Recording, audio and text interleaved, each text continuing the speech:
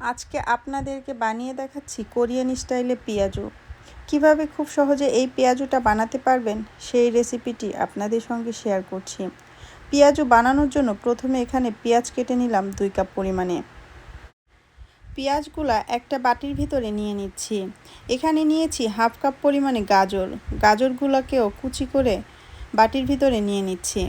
এখানে নিয়েছি half cup পরিমাণে পেঁয়াজ পাতা। পেঁয়াজ পাতাগুলো কুচি করে পেঁয়াজের সঙ্গে নিয়ে নিচ্ছি।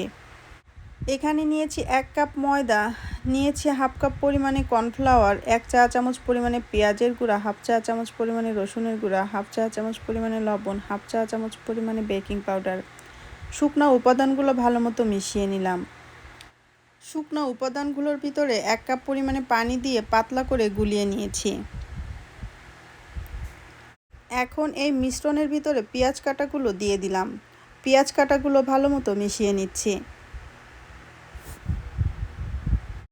সব কিছু ভালো মতো মেশানো হয়ে গিয়েছে। এই মিশ্রণটা একটা সাইডে থাক। এদিকে চুলায় প্যানের ভিতরে বেশ কিছুটা তেল দিয়ে দিচ্ছি। তেলের ভিতরে পেঁয়াজও দিয়ে দিচ্ছি ভেজে নেওয়ার জন্য। পেঁয়াজুর একটা পাশ ভাজা হয়ে গিয়েছে, পেঁয়াজুটাকে উল্টিয়ে দিচ্ছি।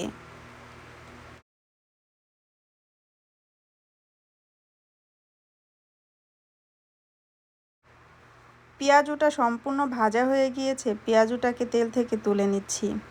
পেঁয়াজু বানানোর রেসিপিটা আপনাদের কাছে কেমন লেগেছে আমাকে কমেন্টস করে জানাতে ভুলবেন না। দেখেই বুঝতে পারছেন কতটা সুন্দর হয়েছে এই পেঁয়াজুটা। বাসায় একবার হলেও এইভাবে ট্রাই করে দেখতে পারেন। আশা করি আপনাদের কাছে খুব ভালো লাগবে। আজকে এই পর্যন্ত। আল্লাহ হাফেজ।